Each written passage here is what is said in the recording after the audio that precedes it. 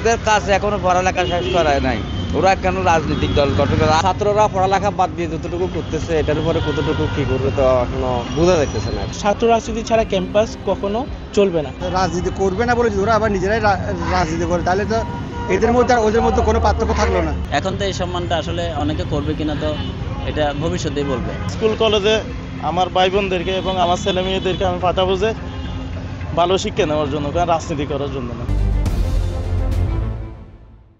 ওদের কাজ এখনো পড়ালেখা শেষ করায় নাই, ওরা কেন রাজনৈতিক দল গঠন করে? রাজনীতি করা, রাষ্ট্র পরিচালনা করা, রাজনৈতিক দল গঠন করা কি একই কথা?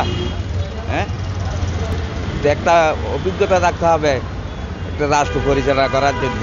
বাস রাজনীতি মুক্ত থাকা উচিত, ক্যাম্পাসের মধ্যে সাধারণ মানে স্বাভাবিক পরিবেশ থাকা উচিত। এখানে আসলে আমরা বর্তমান বিগত দিনগুলোতে যে অবস্থার সম্মুখীন হয়েছিলাম, দেখা যাচ্ছে এককেন্দ্রিক একটা সমাজতন্ত্র বলেন বা ক্যাম্পাসে এককেন্দ্রিক একটা ক্ষমতা বিরাজমান করতেছে। এখন ছাত্ররা চাচ্ছে যে নতুন একটা দিগন্ত সৃষ্টি হোক, সেই জন্য ওরা চাচ্ছে সব কিছু ভেদাভেদ বাদ দিয়ে নতুন একটা নিজেদের মধ্যে কমিউনিকেশন সৃষ্টি করে সব দলকে একত্রে নিয়ে সুন্দর একটা প্রাতিষ্ঠানিক পরিবেশ সৃষ্টি করার জন্য। সেই জন্য হয়তো ওরা চাচ্ছে যে নতুন করে রাজনীতি ঢুকলে সামাজিকভাবে যেটা সবার কাছে পছন্দনীয় হয়, কারণ ছাত্র রাজনীতি ছাড়া ক্যাম্পাস কখনো চলবে না। সেই জন্য সবাই চাচ্ছে সম্মিলিতভাবে একটা সুন্দর পরিবেশ সৃষ্টির মাধ্যমে রাজনীতিটাকে আবার ফিরিয়ে আনে। আমার কথা হচ্ছে যে এখন এরা যেটা নিয়ে কোটা আন্দোলন নিয়ে যেটা করছে, এটা এতটুকু করে এরা যে সরকারটা পতন করছে, আমার মনে হয় যারা এতটুকু করেই এরা এদের পড়ালেখা নিয়ে ব্যস্ত থাকতো, এরা এদের পড়ালেখা নিয়ে চলে যেত।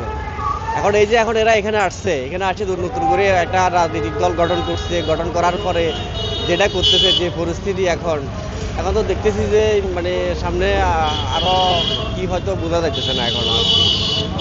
আমার কাছে মনে হচ্ছে আর কি এরা এতটুকু না আসি, এরা সরকার পতন করার পরে বৈষম্য বিরোধী আন্দোলন যেটা করছে এটা করে এরা এতটুকুর ভিতরে গিয়ে এরা পড়ালেখা নিয়ে চলে যেত। এখন ছাত্ররা পড়ালেখা বাদ দিয়ে যতটুকু করতেছে এটার উপরে কতটুকু কি করবে তো এখনো বোঝা যাইতেছে না আর কি।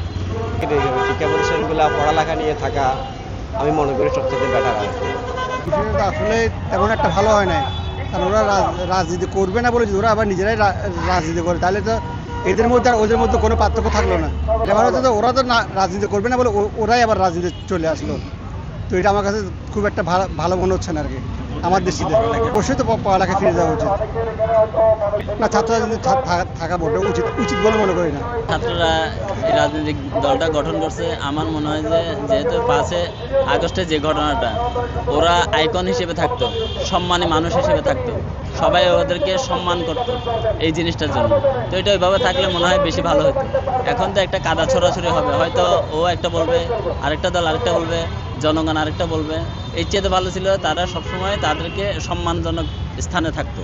এখন তো এই সম্মানটা আসলে অনেকে করবে কিনা তো এটা ভবিষ্যতেই বলবে। বাবা মারা এত স্ট্রাগল করে কষ্ট করে আমাদের স্টুডেন্টকে লেখাপড়া করাইতেছে, তো এখন ওখানে যদি রাজনীতি ক্যাম্পাস হয় ওরা যদি এগুলো করে তাহলে আমাদের থেকে তো এরকম কষ্ট করতে হতো না। ওদেরকে দিয়ে রাজনীতি করাই আমরা টাকা পয়সা ইনকাম করে আমাদের ফ্যামিলি মেম্বার চালাইতে পারতাম। বুঝলেন না?